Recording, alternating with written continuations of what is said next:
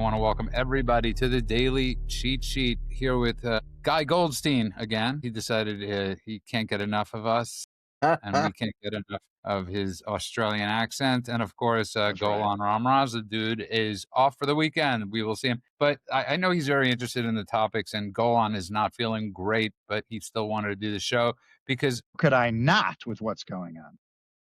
that's exactly right. By the way, did you get the video I sent you in the hospital? Totally off subject of the killers playing lawyers. Of course I did, and I appreciate that. Any killer's video will do, but a killer's video sent by you just makes it all that much And more I special. was sharing this on the World According to Ben Stein last night. I cannot get that song off my mind right now. Lawyers, Guns, and Money by Warren Zevon originally, of course. And I Yes. just think it's so apropos to the time. I was gonna say, I wonder why that's stuck in your head. I can't It will imagine. not leave my head, that song by Warren Zevon, Lawyers, Guns, and Money.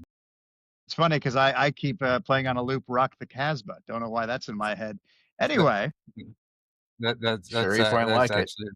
That's actually really funny. But you do have to have a bit of a sense of humor. I have no idea what you titled the show, but and you said to me, guys, what do you want to talk about? And obviously I know what I want to talk about.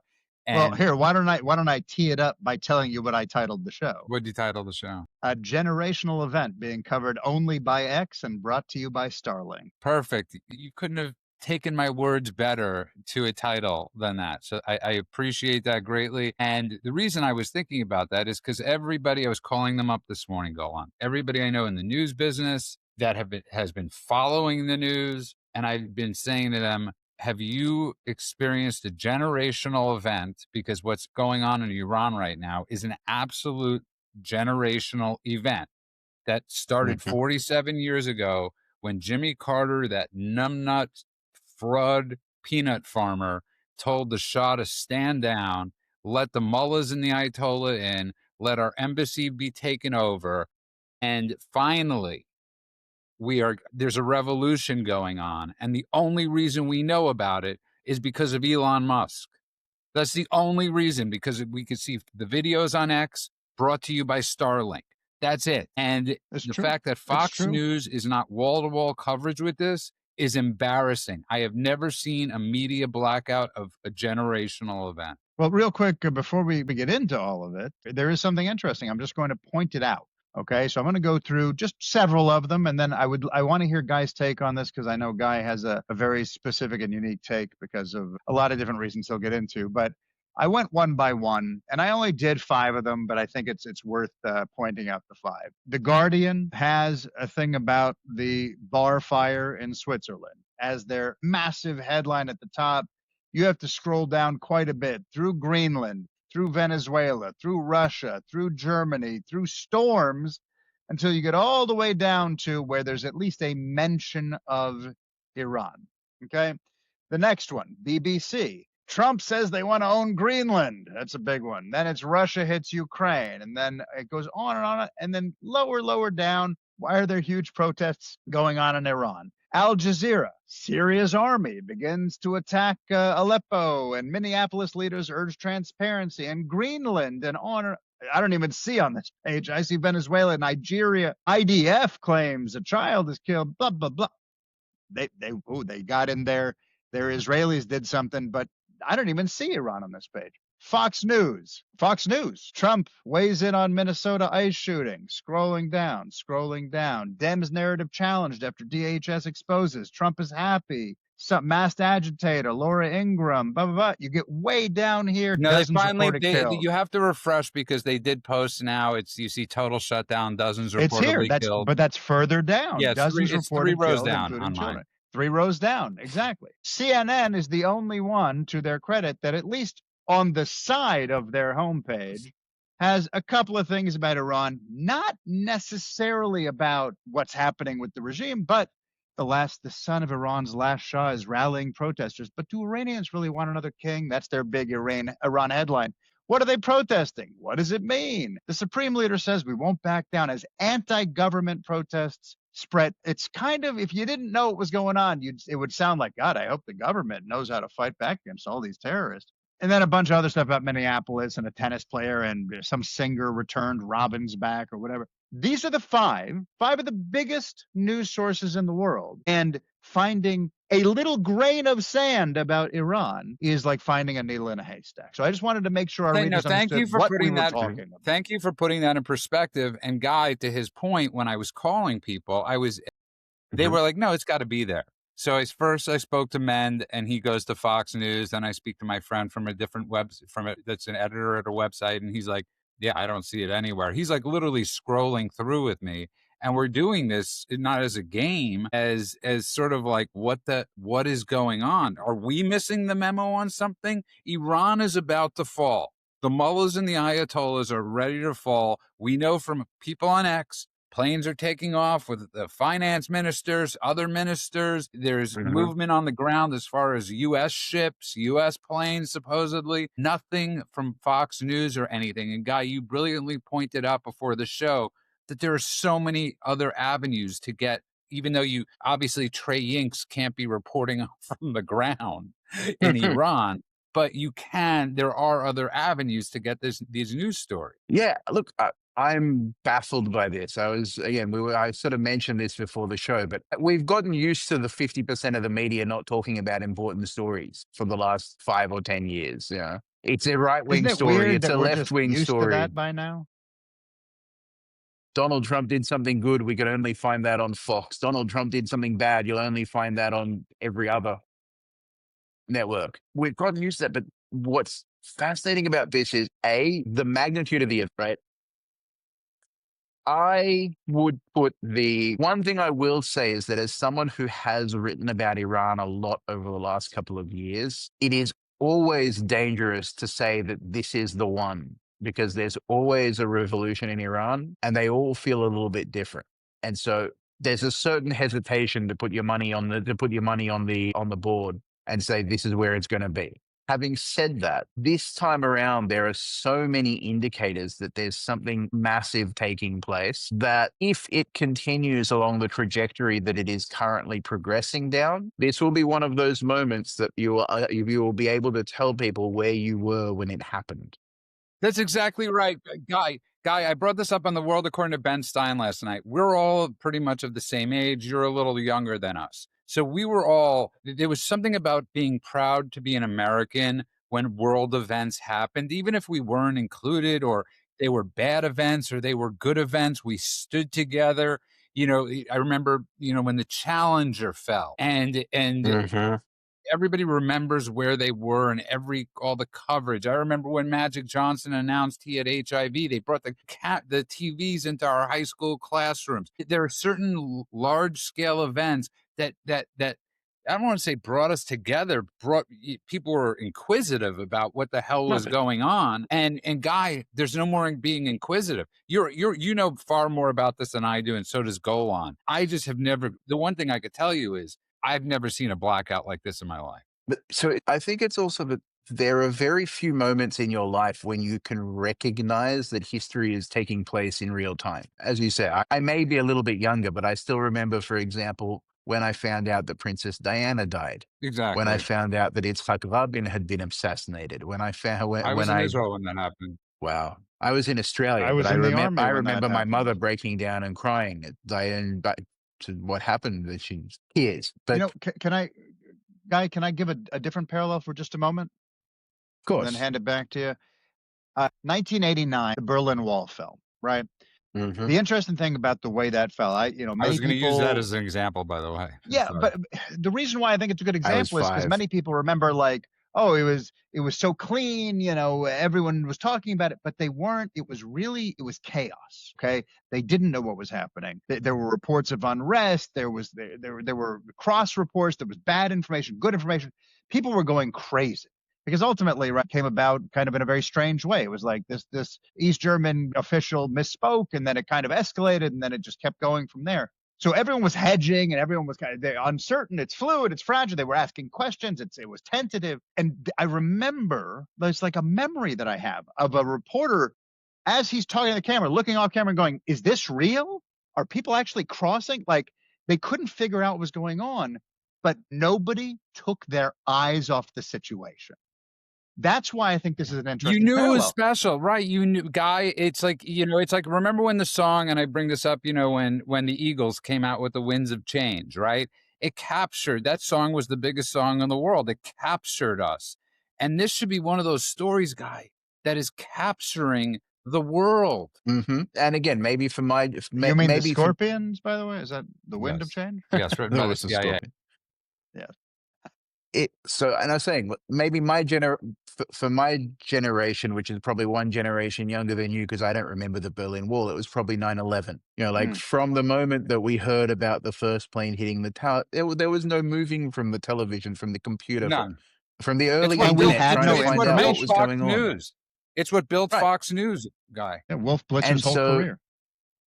and so this is one of those events where I, as someone who has some interest in the well-being of the world, the future of humanity, and hopefully the well-being of the Iranian people, I have not slept in a week because I stay here because I'm trying to understand what's going on, because I know that if this keeps going, there will be a moment where that will have been the moment that history happened while I watched. And you don't know what moment that is. And that was why we would be glued to the screen in the past. And nobody's And talking when you about it. say watch, you mean watching on X at this point because nobody else I is mean, covering it.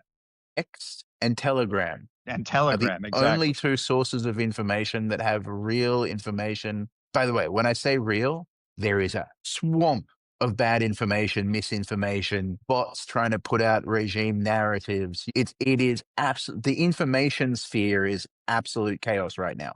But the Well, and it's only interesting information because that's the real. Iranian government has shut down everything, which is to be expected, but we didn't expect that the Western media would follow suit. And that's the crazy part is right now on Iranian television on a loop is Tucker Carlson being played in Farsi and in Arabic, which is just nuts because that fits the IRGC narrative, which While he should was let at a the lot White of you House today. know. Yeah, while he was at the White House, a lot of you should be opening your eyes right now, even though I'm not hopeful. But the fact that this is happening, and this is not a minor skirmish. This is not, every once in a while Trump's like, I solved another war, and we're like, oh, was That's something 8, happening over there? Like we didn't 9. even know. Yeah, this is not that.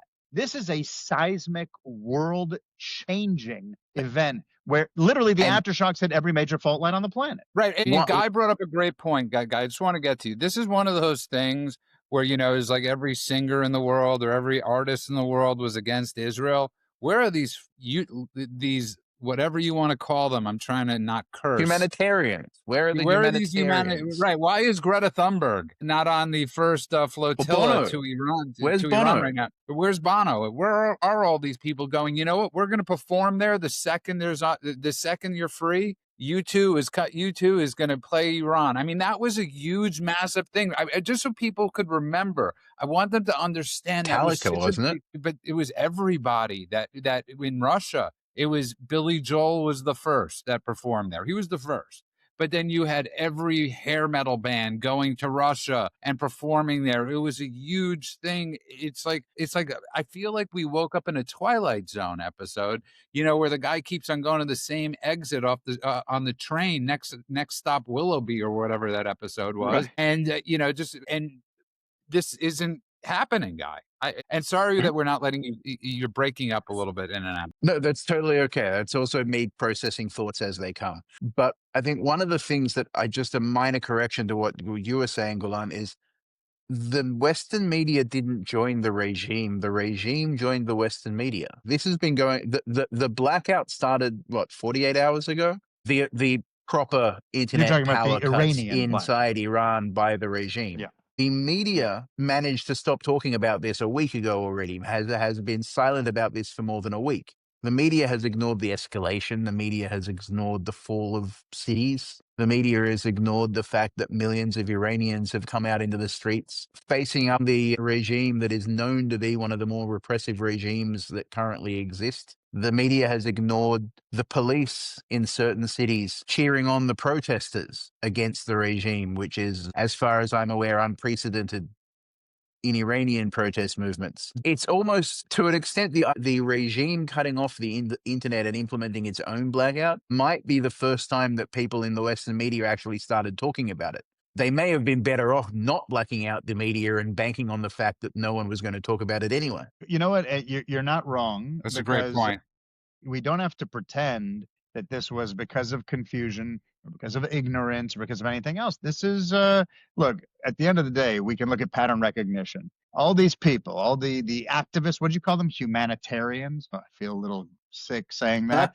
But these people who claim to care the most about human rights up until now reliably vanish when Jews aren't the villains. I know this isn't a show about Jews. I No, don't you're want to make it completely about right. You're Jews, completely but right. it's the no Jews, no news concept, but now taken to what is a farcical level, because the Jews aren't the That's villains Farsi, here. Golan, not farcical, Farsi. And Well done. Well done. and just so people understand, she's on Twitter. How do you pronounce her name? Is it Noah Berg or Noah Berg? She's been posting about this a lot, and she's been like pretty much trying to call out Bibi and Trump for their words, because they've said that if and Bibi they've actually said very different words, because Bibi's like, we'll help. We will help. And I want to say to her, how do you think they're getting connected on the ground? How do you think Mhm. this technology? What do you think? Some people accidentally woke up with Starlink dishes one day. Israel Yeah. obviously had a factory on the ground, and the Mossad is obviously handing out. We know they had drone factories over there. Obviously, this is Israel hanging. And Golan brought up the show. It's weird that the media. It's not weird. He couldn't understand why we thought it was weird. And I was saying to him, the left is not calling Trump out for saying, I thought you said if anybody was killed, you would go and act. So it's such a Right, but bizarre but thing. but but but that's but you understand that the reason why the left isn't bringing that up is because then they would have to at least acknowledge that something is happening. It is literally so. This is an important distinction, right? This is not the media missing the story or missing the Iranian speech. This is the media actively looking away. Because if they acknowledge that Trump said that, if they acknowledge that Yes. the Iranians are fighting the regime, it means admitting that the regime that they've been It's the laundering story not sympathy fitting the for is narrative. evil. Exactly, Don't even, can I exactly. be honest with you, Guy? I don't even know what narrative. This is one of those things that everybody should be celebrating. I don't under. So, I got to be and, honest. But who and I think that there's okay, Judah. Wait, I'm going to ask Judah. Iran supports who on the world stage when it comes to terrorist organizations? Well, they support obviously Hezbollah, the Houthis, Hamas. Are all those guys anti-Israel? Yeah, of course. Yes. So we know what the narrative is. You're not confused.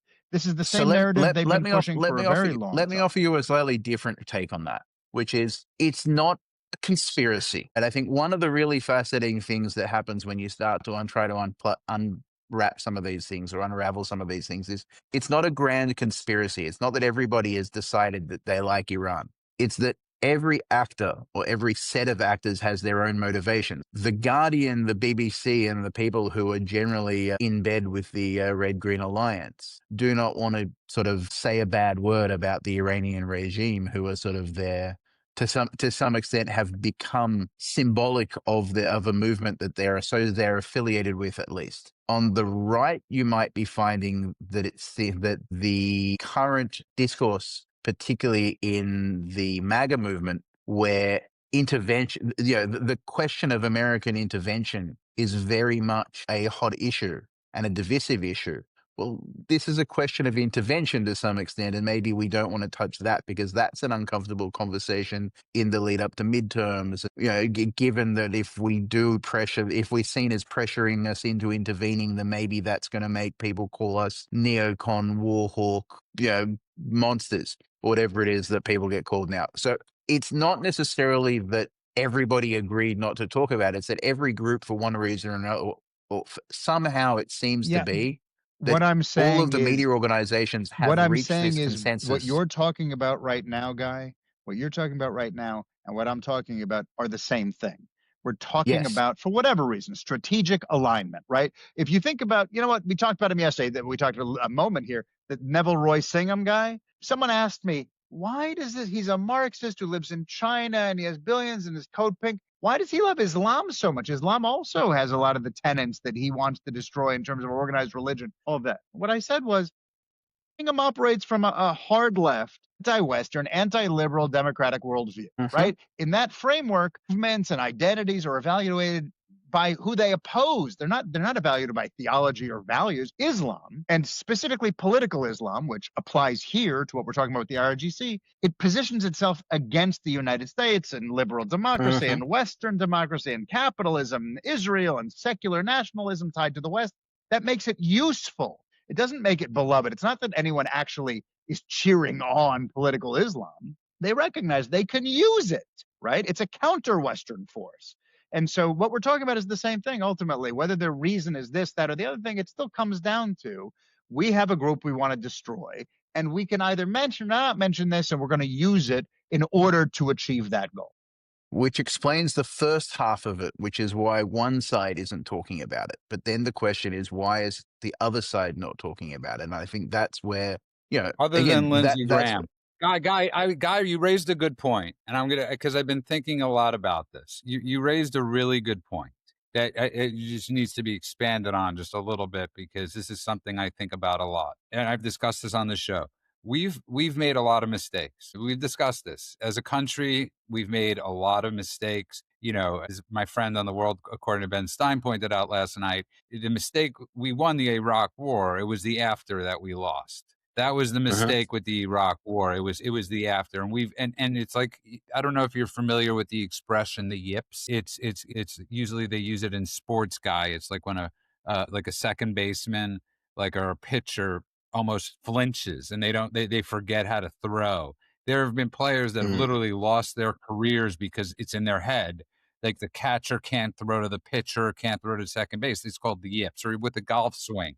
I think there are a lot of people right now that have the yips that are scared to talk out loud about this because they don't want to be called, like you said, neocons or warhawks because of the mistakes. If we as Americans live like this, we have lost as Americans. We have lost mhm. our American pride. Yeah, we've made mistakes, but I stand by our greatnesses much more than I do our mistakes. And it is embarrassing that we keep on relitigating the past for the present. But Okay. I think you're exactly right as to how that applies now, right? Fox News, let's use Fox, I think, is the perfect example of this. There is still a kind of, let's call it a PTSD triggered from Iraq and Afghanistan when people start Mhm. talking about Iranian instability. Like they're like, "What? Wait a minute. Is there a new war you want to talk about?" It's like a hangover on the right when it comes to this. Don't forget, Fox News, they're not pro-Iran. They're not soft on the regime, and they're not trying to hide the ball. Mhm. They're audience reactive. News. Look, once news stopped being a lost leader and started being a business, and as Fox News more than almost any of them is audience reactive, which means they know that their audience likes clear villains and specifically clear villains hurting America. So if you're like, and the Iranians oppressed Iran oppressed the Iranians, and they're like, okay, and how does that affect me exactly tomorrow morning? And so they know, and that's how cable TV thinks. That's part of it. Yeah, but the difference is, Guy, to argue against that, this is massive on X and on Telegram and on all of the actual places that have far more viewers than legacy media or cable legacy media could Mhm. ever dream of. Okay, the amount of clicks this is getting and viewership, like from us, right, watching to see what's going on in Iran, mosques burning, different cities being taken over. I'm not watching this. I'm not watching this as like a Zionist. I'm watching this as a person of the world. I'm watching this as an American. But if you think about what's on Fox right now, Fox really focuses, unless they have to, like a Venezuela situation where it's like, it's already done. He's here, rah, rah, check this picture out. He's awesome on the helicopter. He's in handcuffs and wearing cool sunglasses. That, okay, fine, we'll talk about that. But almost all of their stuff is domestic. Fox often relies on other people to cover international news stories. And they know that if they step out of line with their viewers, they get dinged for it. Cannot Mhm. being in the media world, I cannot shake So the thought that they're worried about that part. And I think, by the way, this brings us back to two things that we've spoken about before, which is the nature of incentives and algorithmic incentives and just regular incentives in terms of driving the conversation and the way that the world is being shaped. And Elon Musk's not giving a hoot about incentives. That's a great point. Yeah, where algorithms are incentivizing people, news organizations are picking their stories by the headline that gets the most clicks. They're not doing it they're not doing it because of their ethical principle about reporting the truth, or any journalistic standards have been in the bin for 50 years, and they've certainly never existed on social media. When you talk about perverse incentives, the moment that news became a pay to play business, or a pay to win business, it was no longer about being the fourth estate and having that sort of high-minded civic authority and responsibility that the Walter Cronkites of the world thought that they were instilling in generations of future journalists. It was about, how do you make sure that we get paid? And so those incentive structures might both be pushing traditional media away from telling the stories that matter, or to hyper It's a great focus on point. stories that don't matter, like random thing, random box of food that somewhere, or was it? How much time have they spent on the shape of the cans in which fuses are kept looking like tuna tins in Gaza because some reason? Like that the obsessiveness of the audience incentivizes the news organizations to obsess about irrelevant news and to ignore important news. And then you get Elon Musk, who, for all of his foibles and for all of whatever he has in his heart, we don't know, but he seems to have a vision for humanity that is fairly focused on the humans. He's not one of those he's not the sort of technologist who believes in a world in which humans are replaced by technology. He He's seems to not a genuinely have a technocrat. belief that, right, he could be a technocrat. I don't know that he doesn't believe that technology could do that experts could do a better job. But I do think that he seems to genuinely be focused on humanity as a good thing and a going concern. His obsession Well, I with think this is, by the birth way, this rates, is for part of example, it is is very pro-human. yeah. And look, he grew up in a place where he watched, this is his words. I'm not quoting him, but I'm paraphrasing. He watched systems of government be wielded where power was enforced through fear and control. And it's something that he has this, you could say, like a personal obsession with free Hmm. speech under authoritarianism. And this is his sweet spot right here. And just for the record, by the way, just for the record, go on. I think it's important to point out, that that expression, you could chew and what is it? You could Walk and chew gum at the same Walking time. walk chew and chew. gum, Thank you. An expression I hate, but so thank you for correcting me on it. But there's no not in reason why Singapore. Fox News. There's no reason why. That's funny, actually. There's no reason why you can't cover what's going on in Minneapolis and what's going on in Iran at the same time. You're a 24-hour news station. Okay, this isn't like you can't show the 40 posted. You saw my post because you weren't on yesterday's show. It was like, I don't care what angle I see of Yeah, this. The ICE officer is right. This woman is in the wrong. Today we see even more footage of her being in the wrong. But to get to just to its most cellular level, because I got this from my father when I was drinking, when he wouldn't give me the car because he would say, "I'm never giving you a loaded weapon." When you're in a car, that's a loaded weapon, right? It doesn't matter what angle it's absolutely. pointed at. And the second she put her foot on that pedal, she shot a bullet. It grazed him, but it hit him. Had it not hit him, that bullet, it would still be attempted murder. Okay, story's Mhm. covered. You could cover that story for 20 minutes, an hour. It doesn't matter. People are You know interested what's in that. really interesting about what you're saying is I remember when Ted Turner started CNN, and he was like, man, this is how we're going to open up the world. Everyone's going to get all the news and whatever. And what they found very quickly was there's not enough news 24 hours a day. So they like ran out of stuff. Even when the big stuff was done, they were like squirrels on water skis. Like they didn't know what to do with themselves. So they just started covering BS, and that still remains. And sometimes they'll find like that moment where someone's like, "Hey, whatever happened to that plane?" And they're like, "Okay, get out of the way." Jeff is running CNN, and he's going to make sure everybody knows about this plane for the next 2 weeks. so they have something that they can fill time with.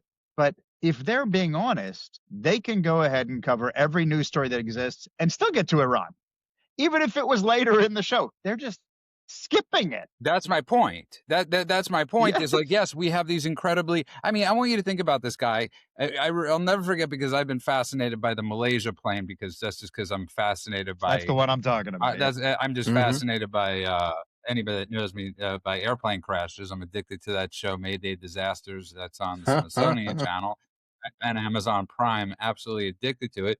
But yeah, I mean, I'll never forget CNN's wall-to-wall coverage of that plane being missing. You had Don Lemon have experts on talking about the fact that this plane went into a black hole. I'm not kidding, right? The I plane went into remember. a black hole, and I don't mean that in any euphemism at all. That was literally an expert that he had on. And guy, That was, by the way, Jeff Zucker, who had run a traditional network, had been at NBC. He basically said, "Okay, it's like sweeps week.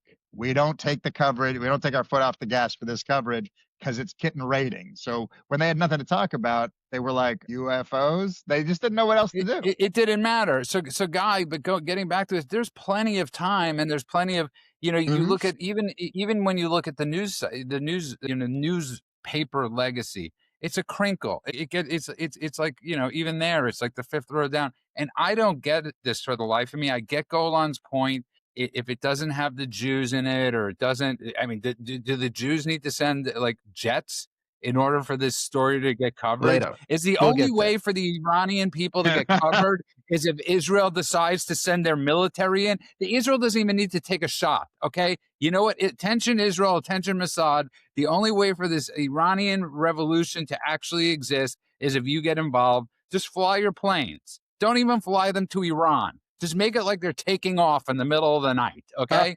And then Trey Yinks could get on the ground and say, "Oh my God, Israel has just launched jets." Okay. So, okay. First of all, I agree with everything that you've said. I think that the incentive problem isn't necessarily to do with not having a time slot. It's to do with the fact that people have adopted this surreal approach to news, which is if a network presents too much news that they don't like, they go look for another network as though somehow you can Mhm. adopt a different reality because you don't like Which the you can news. today.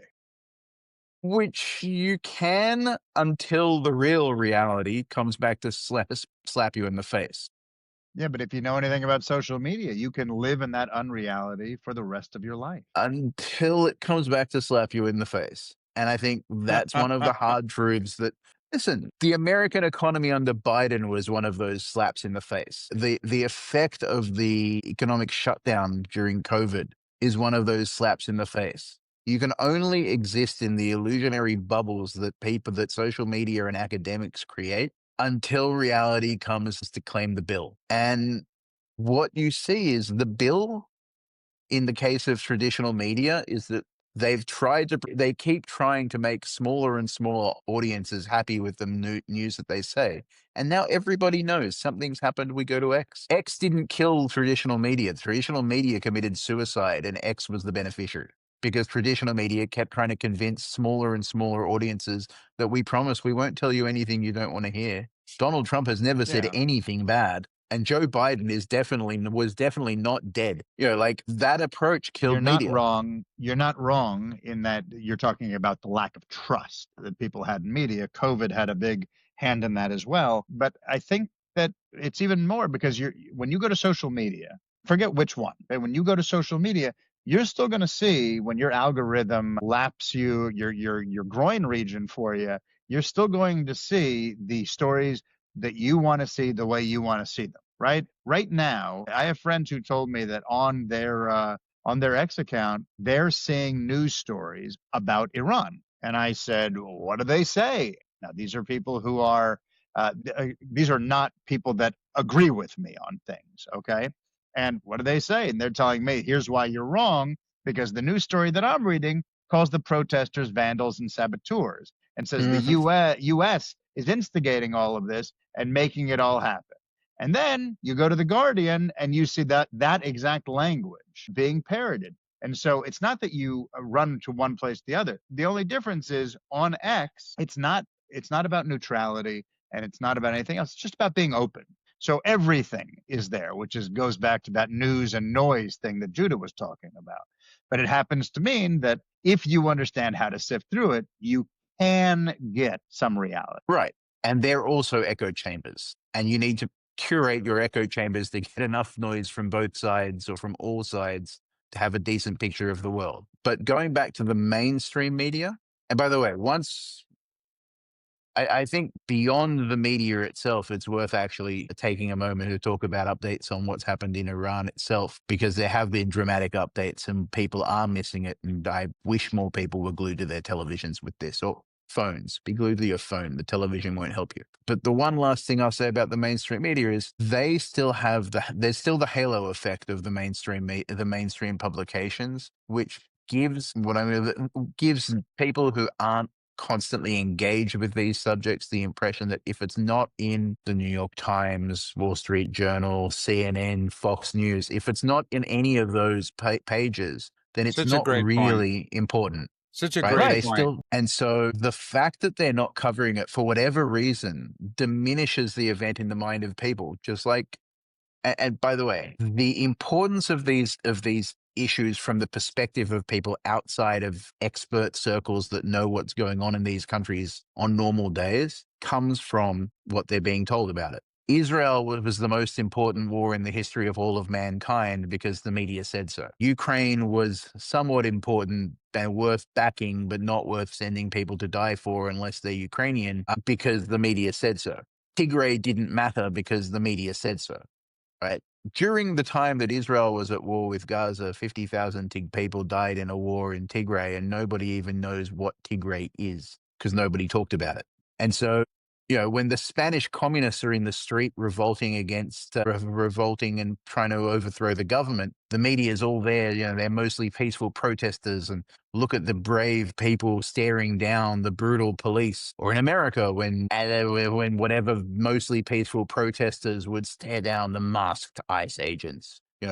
And meanwhile, when it's happening in Iran, not a story. But it's They're it's van. also the ones who do mention it, to your point, are also fueling a narrative, right? So you have people who are telling you it's not being cut, it's not the headline, so we know it's not that important. It's way down. By the way, Fox News, Judah, just to keep count, it wasn't that third row. Then it moved over one box, and now it's in the fourth row at the end, and there's only four rows on the homepage. So in a minute, Iran's going to be gone there too. Just happen to glance back at it. A lot of these places are also setting a narrative. So imagine, for example, if you opened up 1942 and you opened up a newspaper and it said Hitler accuses the regime critics of undermining the Reich to weaken Germany for foreign powers to appease Britain, right? Can you imagine a headline like that? Like, even if they were like, hey, we're trying to be fair and balanced, so both sides are I going to think be I read it heard in on The this. Guardian the other day. Yeah, exactly. But here's the headline in BBC. When you finally did find a news story, it finally popped up on their homepage. Iran leader, that's the Ayatollah Khomeini, says anti-government protesters are vandals trying to please Trump. That's it. There's no subheader. There's no other information. And that is the Wow. headline. And the picture is a regal shot of the Khomeini, of office of the Iranian supreme leader, says Supreme Leader Ayatollah Khomeini called protesters troublemakers. That is their subheader. I just found it. And then you have to keep reading. And it goes on and on. Anti-government, they're troublemakers. They're a bunch of vandals. They're trying to please the president of the U.S. And you go down, down, down. Donald Trump said he supports you. And this is, it goes on and on and on. An internet This is a blackout good remains thing, in Golan. place is 5 paragraphs down. This is a good thing. Do you remember? It's a You good you thing. remember when Why? you remember Because it when the exposes TikTok the BBC or for some other yes, reason? you remember when the kids for a little while got so excited by the idea of supporting jihadis that they were finding the Bin Laden letter and being like, yes, Bin Laden, he was a philosopher king. Still my favorite meme. Do you remember the meme? It was the day I thought I found out Bin Laden was killed. The day I realized he was right. Yeah, that was the meme. Right. And most people over the age of, let's go with 25, because that seems to be the pivotal moment for understanding that Bin Laden was an evil bastard that deserved to die. Most people over the age of 25 have a very clear understanding that whatever justification Bin Laden may or may not have had, was nonsense to justify acts of pure evil. And anybody that gets confused by this probably has. Now, when the BBC is doing the same thing, and again, so blatantly, it's it's something that it's really hard for normal people who are like, I thought that guy was a fascist dictator that repressed women, promoted child marriage, and I can't even begin to list the evil things that he's done. I think it helps people see that, hold on, this is something's broken here. Yeah, I also think a big factor in this is this isn't a short term thing. This isn't. You're going to pick up this story. You're going to have to run with this story and cover this story. Go on. And this is not like the Ayatollah is going to get toppled, which God willing he will. And then what? And then this is going to take a long time. This is going to be a long process. This isn't as exciting as watching ballistic missiles flying into Israel. And, it's not as exciting as something that has an eventuality. Even in that case, you didn't know. But that's why Russia, Ukraine is not sexy and doesn't get covered, because it is so far in at this point. I would imagine we weren't around during the Vietnam War, but I would imagine cable stations at a certain point would have stopped covering the Vietnam War because it had lost its how do you cover this story? People don't understand who's next in line. Who are these people? Are they Persian? Are they Arab? Who are these? They're burning down mosques. Who are these people? But we're getting none of that. And you know what? It actually might help people if this story was covered so people could get an understanding, that this isn't Iraq. These aren't Arabs, so-called supposed Arabs. They're Persians. Okay. There are people that 47 years ago were frolicking on the beach like Americans were. People, I mean, this drives me nuts that people have this zero understanding. But Golan, it's not like we're going to wake up tomorrow and even if the Ayatollah left, we would know who's in charge. And that's where this gets so confusing for reporting as a story, Mhm. because what is the resolution? And we don't know right now. That is part of the point, by the way, is that sorry, Guy, I'll just say really quickly, that's part of the point, is that part of the reason why legacy media dreads slow, unresolved resolution or revolutions rather is I mean, I'm just speaking from a media perspective, not from a moral perspective, is they get trapped, right? Because they can't, what are they going to do? Tell the news story and be like, we don't know how this is going to end and we don't know what's happening. They will say things that are like, let's get eyeballs. Mhm. This is the beginning of the end for the regime. And then what happened? They've anointed their whatever history is going to look like. They're committed to it. And then if the uprising drags on or fragments or stalls, God forbid, now they have to what? Admit they misread reality and talk about how they were wrong. So the coverage can't remain anything slogan driven. It becomes abstract, and then you lose the thread and they And lose viewers. by the way, I think this highlights one of the main things that has been lost in journalism, which is the difference between news and editorials, That's why I mentioned the right? lost leader thing. Absolutely. Like the news is important regardless, and you don't have to stake out a position. You can just say, today in Iran, another city has been taken over by protesters with the IRGC and Bassage retreating. Donald Trump has issued a warning to the IATF that if they fire on protesters, America is watching. Meanwhile, people around the world don't seem to give a damn. Well, look, Guy, this is just being reported by the site you brought me to, Vicegrad, that X is now changing the Iranian flag, the emoji of the Iranian flag, back to the Mhm. one pre 79. So, Not the Wow. lion and the sword. yeah, it's like Elon Musk is trying to fight this kinetic One man war. revolution. Is a hybrid war, but literally by himself. He's literally trying to fight this. I have never witnessed this in my life. I mean, this is like just sort of fascinating stuff. In real time, we're watching one person try and save I am the waiting for world. him to put on an Iron Man suit and do his press conference. that, I that, guarantee you he's doing that in private already for that, quite some time. that's actually, but go on to get to that point though. It's like they're lost again, the legacy in cable news. They don't realize that that they don't realize that there's this thing called X. I mean, it's Yeah. or Telegram.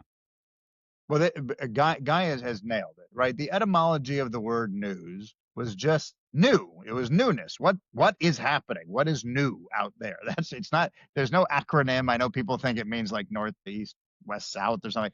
It doesn't. It just means what's new. And that was the point of the news, was just to be like a car hit a pole at 3 p.m. A rabbit fell over and died at 2. Like it was just like, here's what's happening.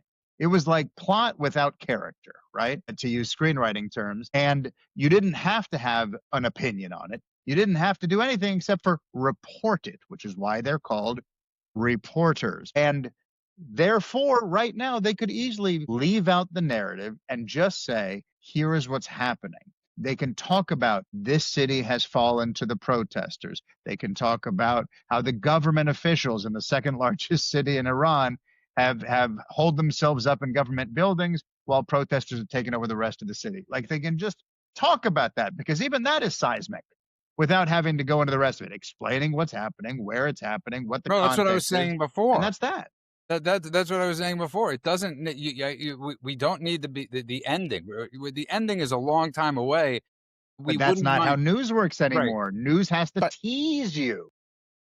as an interesting counter example, by the way, do you remember a few years ago when they had the Women Life Freedom protests? Yeah, of When course. Masha Amini was murdered by the regime, for the young girl, the young woman who was killed for not wearing her headscarf properly, and that sparked a revolution, which didn't succeed tragically, but that did get a lot of attention because it fit the narrative. Maybe it wasn't just about economics and the fact that the people had finally gotten sick of a regime who has basically invested the wealth of a nation in oppressing its people and occasionally trying to kill Jews. They Yeah, could talk about it from an angle that actually fit that's right. their narrative. And so Yeah. and again, it's just looking at the pattern that says it's not that they don't want to talk about revolution in Iran, because when it fit what they wanted, it fit the mold of, I guess, left wing civil rights based movements protesting against chauvinist regime. That was all over the media. Well, but you're still talking about what news has become. That is cinematic, right? When Yes. people are burning hijabs and cutting their hair and women are chanting in the streets, the hijab was a visual gift, right? Or the headscarf or whatever you want to call it. It was a symbol that they could use. You could see what the poster is. This is what oppression looks like, right? And it aligned with the existing Western ideology: feminism, bodily autonomy, anti-religion, anti-authoritarianism, all the stuff and by the way, they could also parallel it to, just like Trump. They could talk. He also doesn't treat women real well. They could keep doing whatever their narrative needed to do in order to push their agenda. So it made sense for them. Now, I also realize that we're almost an hour into a conversation about Iran and we haven't really given a lot of information about what's happening in Iran. So I just want to go back Important, to what yes. Judah was saying about it not being clear who takes over, and point out that one of the really interesting things about this particular revolution or this particular movement is that for the first time in a long time, the opposition seems to have agreed to unite behind Reza Pahlavi. Can you please explain to our listeners who that is? So Iran is made up.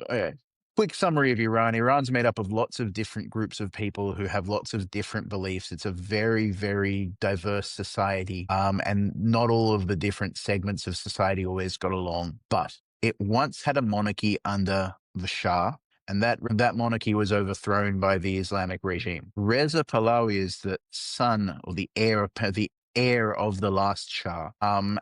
And he has been fighting for Iran for the Iranian people for the past 47 years, as effectively the prince of Iran in exile, if we were to translate it to European monarchical ideas. Yeah, and speaking of great symbols in terms of revolution, is his name predates the revolution, so he represents what it was like before the IRGC, before the hostage crises, before permanent isolation, and all of the And there's a rest. but here. And the but Yeah. is that not everybody remembers that period fondly. And not everybody in previous revolutions or previous attempted revolutions in Iran, not everybody agreed that he was the outcome that they wanted.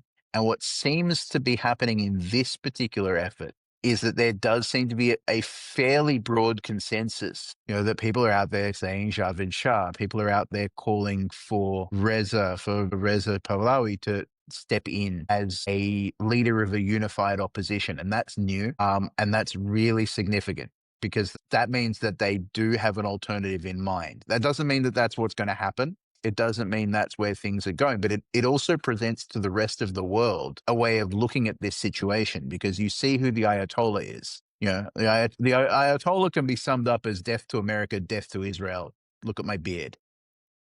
Um, it's a good beard. I'll give him that. The rest of his policies, I'm not sure I agree with, but I do like the beard. On the other hand, you have Reza Pahlavi, who loves America. He's developed a very good relationship with Israel.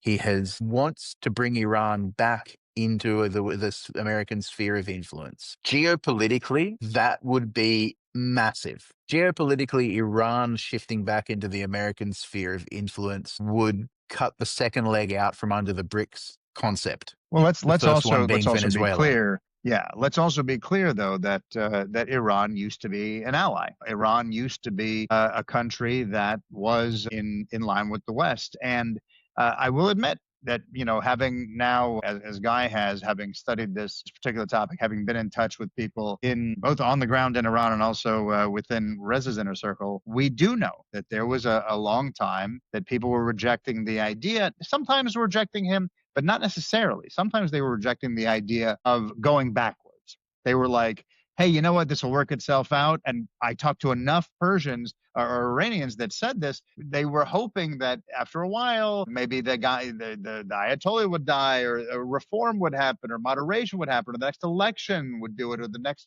president came in.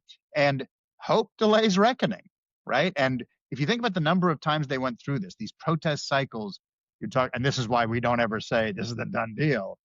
2009, 2017, 2019, 2022. We saw this, you just mentioned the 2022 one. That's the Mhm. hijab one. It all ended with bullets, prison, and the Western silence. So Hundreds of protesters killed. hundreds. It was lawyers, guns, and money minus the lawyers, Lawyers, guns, and money, exactly. And minus each minus failure minus the burned lawyers. down, yeah, and each failure burned down that illusion.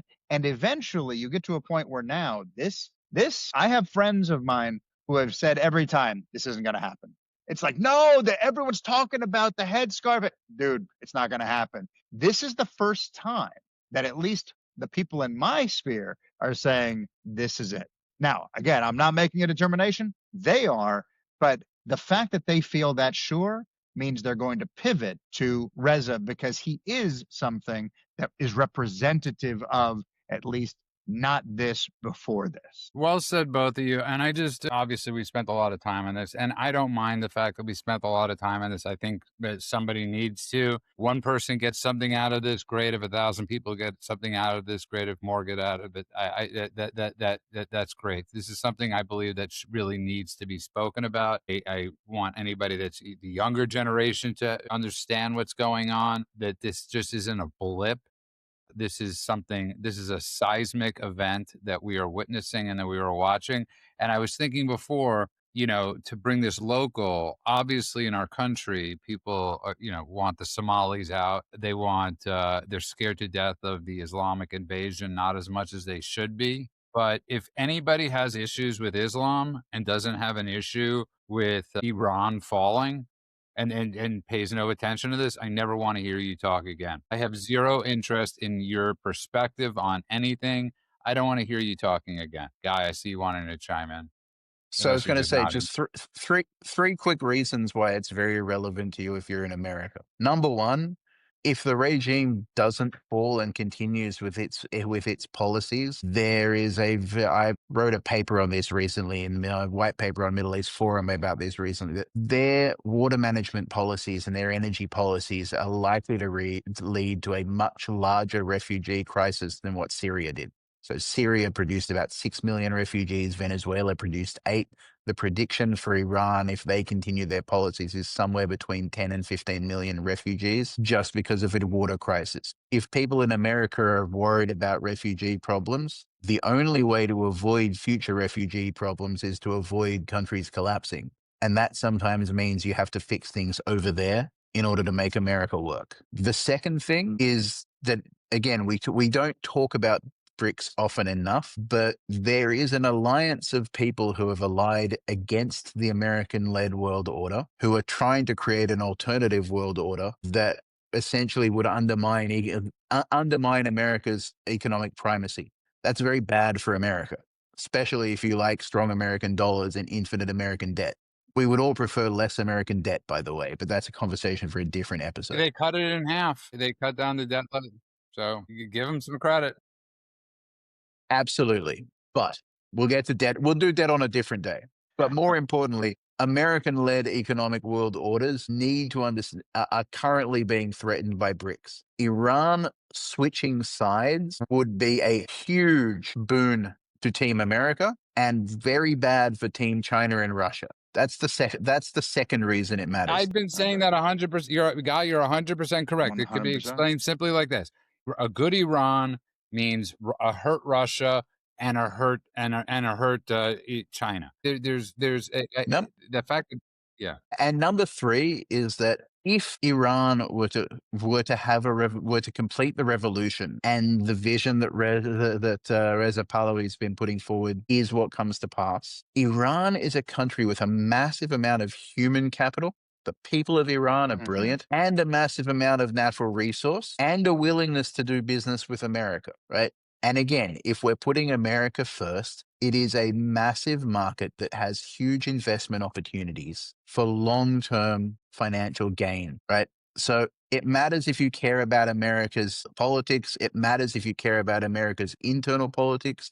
And it matters if you care about America being a wealthy and powerful country in the world. So yeah, the Iranian Revolution is America first. I'm going to add one thing to it because you're absolutely right. It's all of that. It's gas prices, it's inflation, it's terrorism risk, it's immigration. I mean, all of that. But there's one more thing. And I say this not just as a former soldier, but as someone who really, really cares about American troops. U.S. troops are currently stationed in a lot of places specifically because of Iran. Right? If you think about U.S. troop locations in the Middle East tied to the Iranian threat, you're talking about Qatar, you're talking about Bahrain, you're talking about Iraq, you're talking about Syria, the UAE, Jordan, Saudi Arabia, the Gulf states, and on and on and on and on. There's a lot of troops that are currently in harm's way by virtue of being on those bases as a result of the Iranian threat. And I would love to see every one of those troops come home, not in a body bag. Yeah, and listen, we have to pray that these the whoever takes over aren't like these anti-Israel kooks that want to continue the enriching uranium and building more ballistic missiles. This is like one of those chances that everybody's taking right now, and that nobody knows the outcome, because being a slave 47 years is a long time to be a slave. That's a few generations of people living in a certain way. So we don't know how these people are thinking on the ground right now, other than they are sick and tired of having absolutely no money. We don't know we don't know what, and watching them spend it. It's interesting. They're angrier than Americans on endless wars, on the amount of money Iran has spent on countless and endless wars. So we have no idea what the resolve is. But listen, I thought it was much more interesting to talk about this stuff today than I do about Marjorie Taylor Greene tipping off Code Pink, where President Trump was going to eat. About that at some point too. Yeah, no. I think these are, like I said, there's no reason you can't discuss things like that. Obviously, this thing in Minnesota is a huge story, and I love how they're handling it. Yes, I even like how JD Vance is handling it. I think he's been extremely on top of this. I think his voice has been loud, and I think he's done a fantastic job in getting ahead of this story. So there's a lot of stuff that's going on, but that doesn't mean we can't focus a day on talking about world events, because I know that it's beaches away. It's thousands of oceans away, I should say.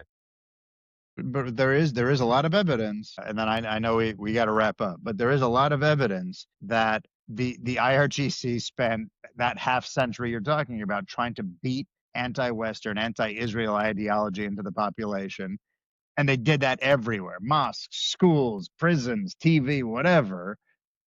And it didn't really work because in reality, and you can see this on the ground, in reality, the Iranian sentiment split, right? The regime went hard anti-West, anti-Israel, all the stuff we already know, but the people quietly went the other way.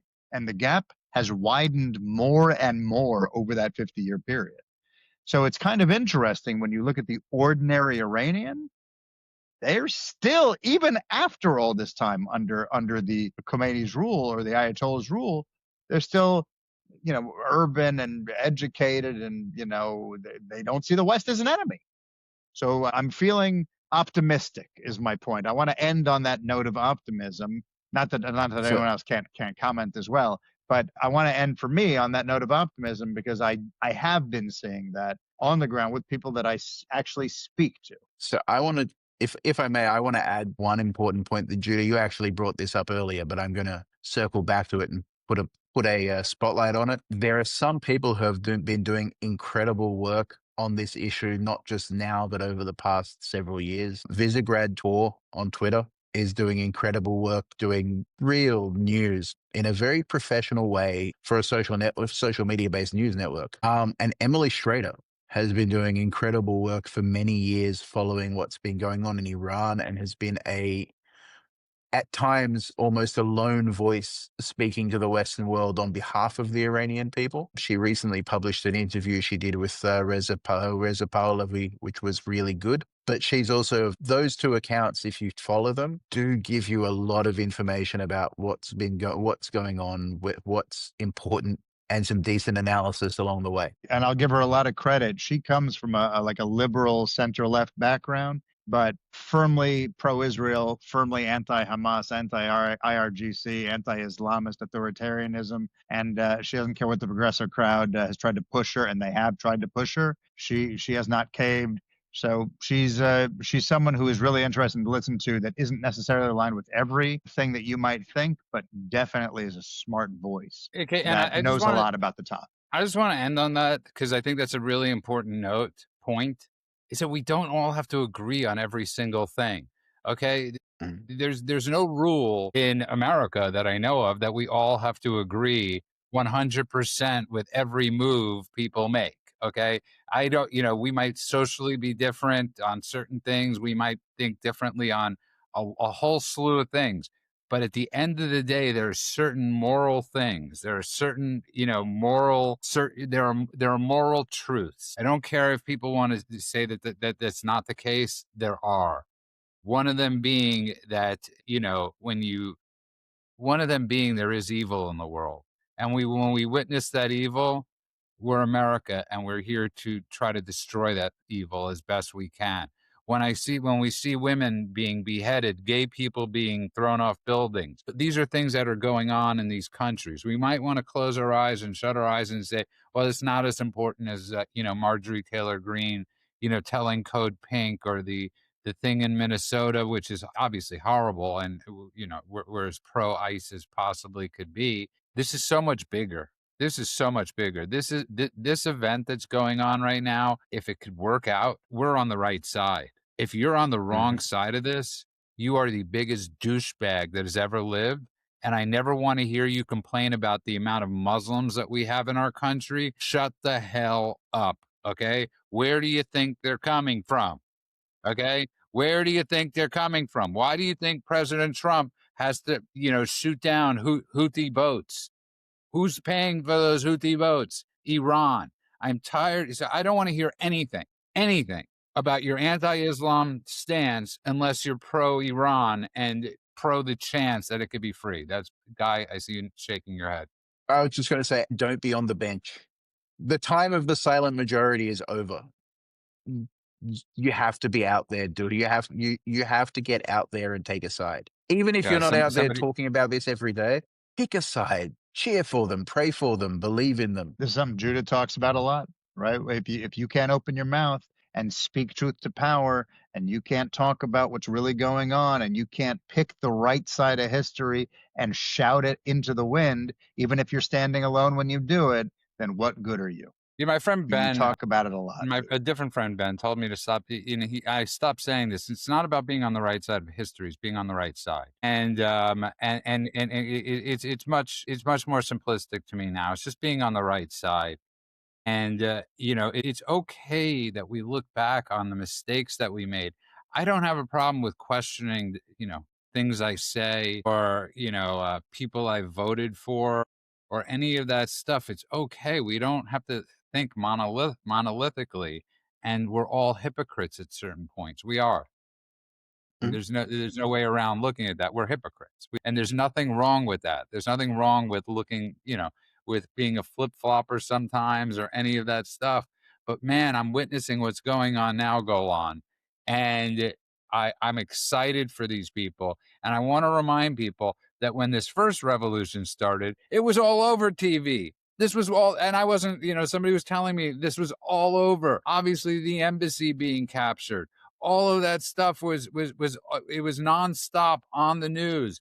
I mean, the malaise that our country was in as the embassy was, well, we had how many prisoners over there? Over 400 at the embassy. What was the exact number? No, it was over 400 days. What was it? 200 some odd people that were at the embassy. You go look that up, so I don't sound like a complete jack. You know what?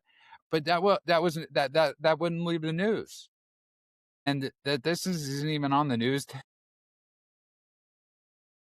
I don't know what to say. So I'd I rather think we've we've said it. And so yeah. See, obviously Marjorie Taylor Greene bad, pro ICE. These are the local topics. I yes, Anti fraud. yeah, anti-fraud. I'm pro-Trump taking over Greenland. Turbo suggested next show we discuss Marco Rubio taking over Cuba. 100% for that. Mhm. Okay, so these are really simple things. I live in a very simple world. The way my brain thinks, very simple is, taking Greenland, good, good. by the way, as a tease for that next show, I will say that we have, I believe it was the president of Cuba saying maybe all of our problems are caused by communism on the record saying that. So we're going to have some interesting stuff to talk about when we do get to Rubio, King Rubio of Cuba when we get there. Yeah, I think the Babylon Bee has a news story. Like, if one of their new things is like there are a million job openings. Like there's something like a million job openings, and Marco Rubio has all. It was just like something real. It was just like, and he's even having fun with it, and good for him. He needs the enjoyment. He's like, no, I am not going to be the next head coach of, like, the Florida, some Florida team. And good for him for getting the spotlight right now. It's well deserved. I can't imagine, we don't think about it often enough about his home life. I mean, like, you think about, this isn't last administration where people were taking, but Buttigieg was taking pregnancy breaks to be with his husband, and we're getting photos of his husband breastfeeding his child. This isn't where Lloyd Austin, the Secretary of Defense, goes missing for 10 days, albeit it During a was a war. medical during the war, right? This is the last administration where you were wondering if the president was going to be up for 3 hours. This is like nonstop. Or at So, all. or yeah, yeah. We're calling a lid by noon. Right. I've never heard that expression used so much as last administration. We're calling the lid. I mean, last administration at 10 in the morning. We're putting a lid on it for the day. I'm like, wait, is that 10 Pacific time, 10 Eastern time? What time are you doing it? And I want to be part of that revolution. I got to be honest with you. I miss that. I miss that. I miss those days, and I pray that America could get unified. I don't think this will unify America in the slightest, but I pray that it unifies the Republican Party in some way, or the people that actually care about what's important and get back to the basics, not these stupid freaking arguments that we've been arguing about for God knows whatever. I'm not calling people rhinos anymore. I'm not calling anybody anything anymore. If you want to be on the right side, come to the party. That's it. Come to the right side. It's the Republican Party. We're the right side. So that's it. On that note, I want to thank you both. I know I didn't give you your talking points before the show and you had nothing to talk about. So I'm really sorry. I'm really sorry We- I did not. I just wanted to get your immediate reactions to what I was saying. And I felt like if I had said to you exactly where I was going, it would have been thought out. And I would rather have it be a little whatever the way it was than the way it would have been. This We was were the right clearly show. flabbergasted and had nothing to say. Yeah. Yeah, that's exact. That's and you know what? Again, Hour and 20 minutes of silence. God bless Elon Musk. God bless Elon Musk. I don't care what his. It's amazing what he's been doing. It's like I mean, when you just think about it right now. I just want people for 1 second to think about this. What he is doing right now. He is opening up the world for 90 million people.